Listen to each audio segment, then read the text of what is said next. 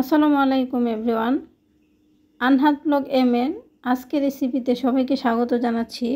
আজকে আমি আপনাদের সাথে শেয়ার করব চুলায় তৈরি লেমন কেক। তুলতুলে মজাদার এই কেকটি আজকে আমি আটা দিয়ে তৈরি করেছি। তাহলে চলুন আমরা মূল রেসিপিতে চলে যাই। প্রথমে আমি একটি মিক্সিং বোলে 2টা ডিম নিয়ে নিচ্ছি। তো তারপরে দিয়ে দিচ্ছি হাফ কাপ চিনি। তারপরে ডিম আর চিনি একটা হ্যান্ড উইক্সের সাহায্যে ভালো করে বিট করে নিচ্ছি। চিনিটা গলে যাওয়া পর্যন্ত আমি ভালোভাবে বিট করে নিয়েছি। তো এবার আমি দিয়ে দিচ্ছি হাফ কাপ পরিমাণ রেগুলার তেল। আমি এখানে সয়াবিন তেল দিয়েছি। তো আবারও ভালোভাবে বিট করে নিচ্ছি। তো ভালোভাবে মিক্সড করে নিয়েছি। এবার আমি সামান্য পরিমাণ লবণ দিয়ে দিচ্ছি। এবার আমি একটা স্ট্রেনারে শুকনো উপকরণগুলো চেলে নিব। আমি এখানে দিয়ে দিলাম 1 কাপ পরিমাণ আটা আর 1 চা চামচ পরিমাণ বেকিং পাউডার, হাফ চা চামচ বেকিং সোডা।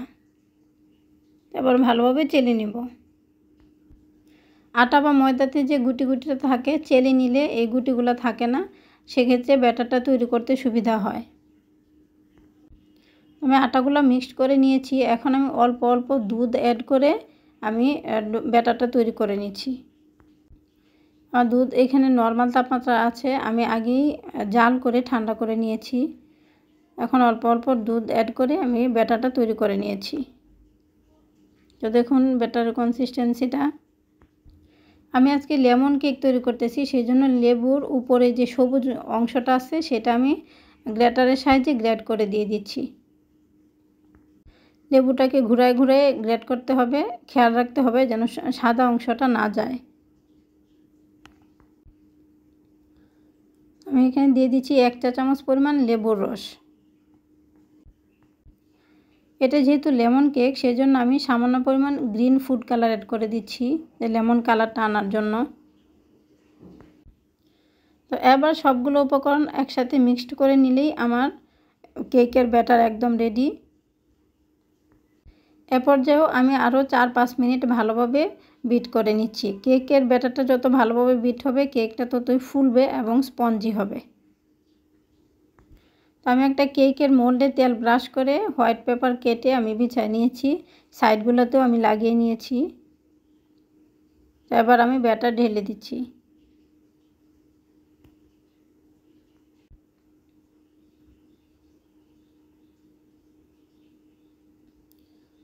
তো ব্যাটারটা একটু ঝাঁকিয়ে নিচ্ছি যেন ভিতরে কোনো রকম বাবলস না থাকে। তো চুলায় হাঁড়িতে আমি আগে থেকে বালু দিয়ে গরমে রেখেছিলাম। তো বালুগুলো অলরেডি গরম হয়ে গেছে। এখন আমি একটা পাতিল স্ট্যান্ডে কেকের মোল্ড বসায় দিলাম। তারপর ঢাকনা দিয়ে ঢেকে একটা শিল দিয়ে চাপা দিয়ে দিচ্ছি যেন ভাপটা বাহিরে বের হয়ে না আসে। তো 30 মিনিট পর আমি আপনাদেরকে দেখাচ্ছি। তো দেখুন কেকটা কিন্তু ফুলে গেছে, কিন্তু পুরোপুরি হয় নাই। আরও 10-15 মিনিট ঢেকে রাখতে হবে। এ পর্যায়ে চুলার হিট লোতে রাখতে হবে, বাড়িয়ে দিলে কিন্তু কেকটা নিচে দিয়ে পুড়ে যাবে। আমি আবারও 10-15 মিনিটের জন্য ঢেকে রাখতেছি। আমার এই লেমন কেক রেসিপি আপনাদের কাছে কেমন লাগলো অবশ্যই কমেন্টে জানাবেন। আলহামদুলিল্লাহ আমার কেক সুন্দরভাবে হয়েছে, উপরেও সুন্দর কালার এসেছে। এখন আমি নামিয়ে নিচ্ছি। তো আমার এই লেমন কেক রেসিপি আপনাদের ভালো লাগলে অবশ্যই ভিডিওটিতে লাইক দিবেন এবং ভিডিওটি ফ্রেন্ডস অ্যান্ড ফ্যামিলির সাথে শেয়ার করবেন। তো কিছুক্ষণ ঠান্ডা করে এখন আমি ডিমোল্ড করে নিচ্ছি।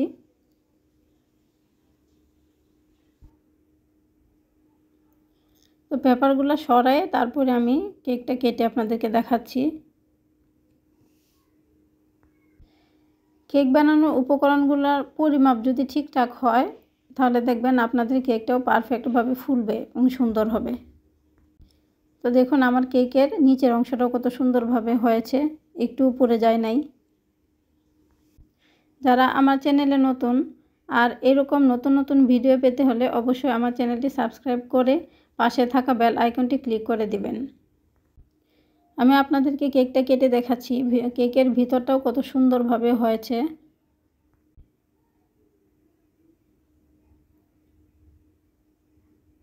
তো দেখুন কেকটা কত সুন্দর স্পঞ্জি হয়েছে, একদম তুলতুলে। তো এতক্ষণ আমার সাথে থাকার জন্য সবাইকে ধন্যবাদ জানাচ্ছি। আজকের মতো এখানেই বিদায় নিচ্ছি। দেখা হবে ইনশাল্লাহ পরবর্তীতে নতুন কোনো রেসিপিতে। সেই পর্যন্ত সবাই অনেক ভালো থাকবেন, সুস্থ থাকবেন, নিরাপদে থাকবেন এবং আমার চ্যানেলের পাশেই থাকবেন সেই প্রত্যাশায়। আল্লাহ হাফেজ।